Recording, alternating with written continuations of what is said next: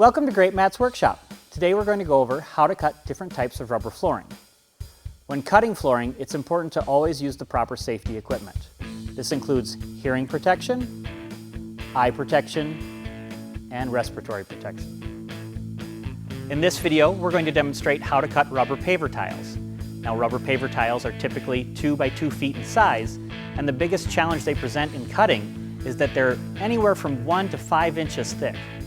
Most power tools generate too much friction to cut through a rubber material this thick easily.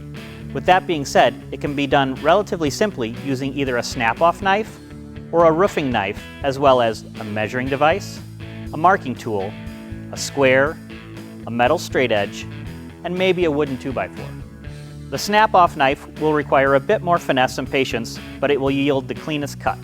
This blade will be the sharpest option and can extend deeper into the thick rubber material than a standard utility knife. If you want to really get after that cut in a more aggressive manner, a roofing knife is a better option. Start by measuring and marking where you'd like to cut your rubber paver. If you're simply looking to cut off the end of a paver, a T-square or framing square will help you keep that nice 90-degree angle. Once you've marked the rubber, align a metal straight edge with your mark. Make sure your straight edge is longer than the cut you'll be making so that you can make a continuous cut. Then, following the straight edge guide, make a series of several scores until you've developed a nice groove.